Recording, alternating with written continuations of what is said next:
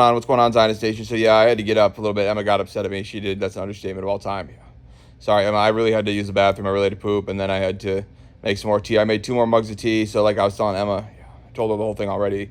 Probably won't be getting up out of bed for quite a while. Yeah, I just had to get ready for the rest of the day with you, Emma. Yeah, I got my water. I got my tea. Yeah, I got 2 good cups of tea that'll get me through the next couple of hours. Yeah. So maybe after that I'll make more tea. Maybe I'll be all teed out. Maybe I'll be all teed out. Yeah. You want to read more of the Magus? She said sure. She said, sure, what part did you want to read? Or did you want to just keep reading about his childhood? We can keep doing that.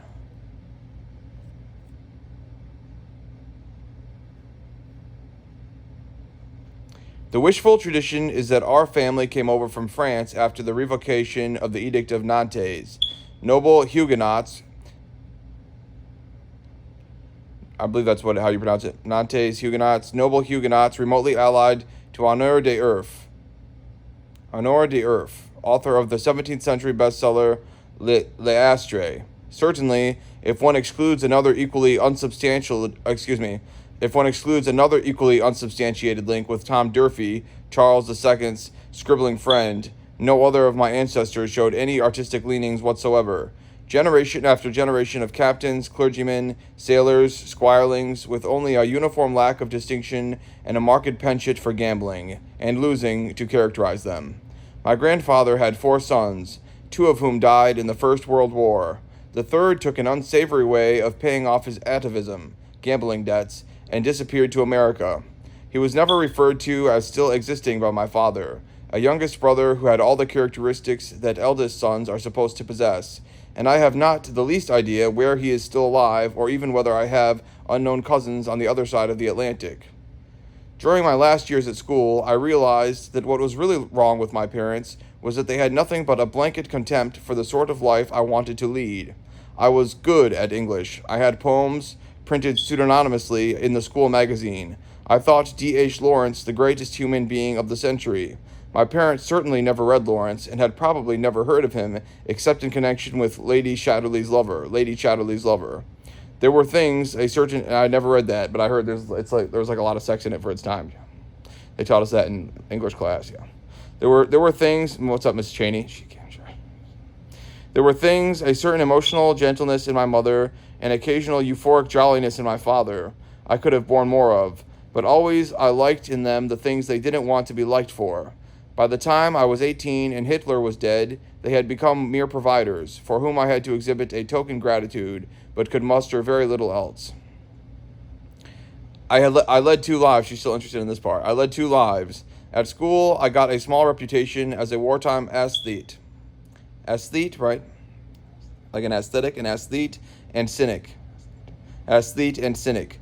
But I had to join the regiment. Tradition and sacrifice presaged me into that. I insisted, and luckily the headmaster of my school backed me, that I wanted to go to university afterwards. I went on leading a double life in the army, queasily playing at being Brigadier Blazer Earth's son in public, and nervously reading Penguin New Writing and poetry pamphlets in private. As soon as I could, I got myself demobilized. I went to Oxford in 1948. In my second year at Magdalen, soon after a long vacation during which I hardly saw my parents, my father had to fly out to India. He took my mother with him. Their plane crashed, a high-octane pyre, in a thunderstorm some 40 miles east of Karachi. Of Karachi? Is it Karachi? It's probably Karachi.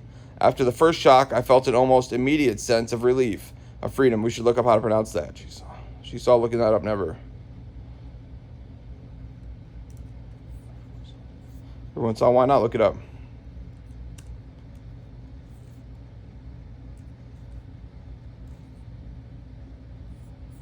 So it's a place in the world that we mentioned, Karachi. Yeah, not Karachi, not Karachi. Karachi. She's not making that mistake, never. After the first shock, I felt an almost Caracas. Sounds a little cooler, doesn't it? After the first shock, it's too cool for them, and don't ask. After the first shock, I felt an almost immediate sense of relief, of freedom. My only other close relative, Lord said there's a place in the many universes called Karachi. Lord said, do you think there's many universes? Yeah, I do, Lord. Lord said, this is the only one I made. I promise you there are many universes. Now stop. Does that mean I care about this one any less? No, Lord. course, it does not. After the first shock, I felt an almost immediate sense of relief of freedom. My only other close relation, my mother's brother, farmed in Rhodesia, so I now had no family to trammel what I regarded as my real self. I may have been weak in filial charity, but I was wrong on the discipline in vogue. At least, along with a group of fellow odd men out at Magdalen, I thought I was so. We formed a small club called Les Hommes Revoltés, drank very dry sherry, and as a protest against those shabby duffel-coated last years of the 40s, wore dark gray suits and black ties for our meetings. There we argued about being and nothingness and called a certain kind of inconsequential behavior existentialist.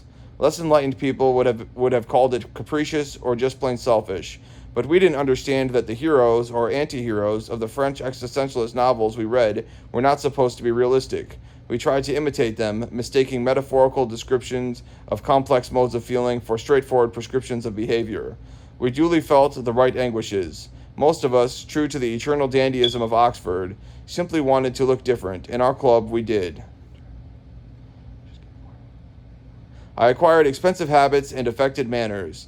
I got a third-class degree and a first-class illusion that I was a poet. But nothing could have been less poetic than my seeing through all boredom with life in general and with making a living in particular. I was too green to know that all cynicism masks a failure to cope, an impotence, in short, and that to despise all effort is the greatest effort of all. But I did absorb a small dose of one permanently useful thing, Oxford's greatest gift to civilized life, Socratic honesty. It showed me, very intermittently, do you know what Socratic honesty is? It's just I don't know, I guess they're going to explain it to me. Should you look it up? We could look that up. If we did that with everything in this book, the book would take forever to read, yeah. It does take forever to read, yeah. I haven't gotten through very much of it. Did I do that with everything in this book? No, I did not. I just kind of read along and don't ask. Did I read the whole thing? No, I probably read like half of it at one point, not that much even.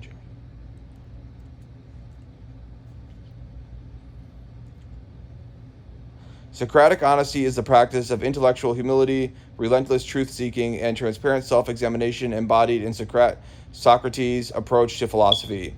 It prioritizes clarity over comfort, admission of ignorance over pretense of knowledge, and dialectical questioning over dogmatic assertion. Core elements: admitting what you don't know. Socrates famously claimed he was wiser than others only because he recognized his own ignorance. Yeah, we were talking about Plato and Paul, yeah, because they were both existed around the same time and worked in Greece, right? Didn't Paul work in Greece? Josh, something like that. They both used similar rhetorical techniques. Yeah, they did, Josh.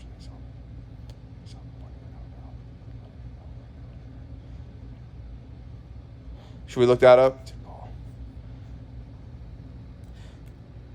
We can look that up. Did Paul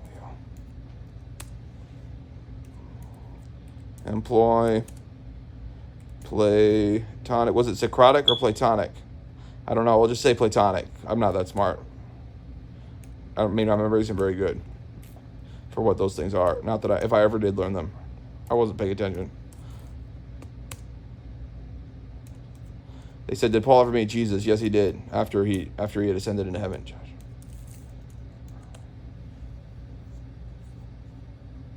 Oh man, Josh.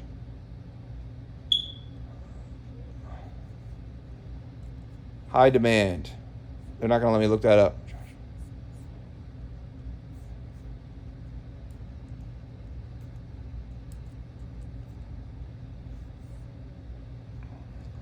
If I do it in the last chat.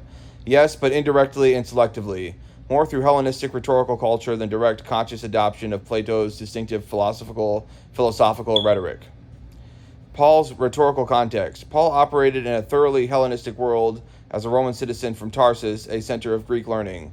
Greco-Roman rhetorical education and practices were widespread, even for those without formal elite training. Scholars widely agree his letters show familiarity with rhetorical techniques.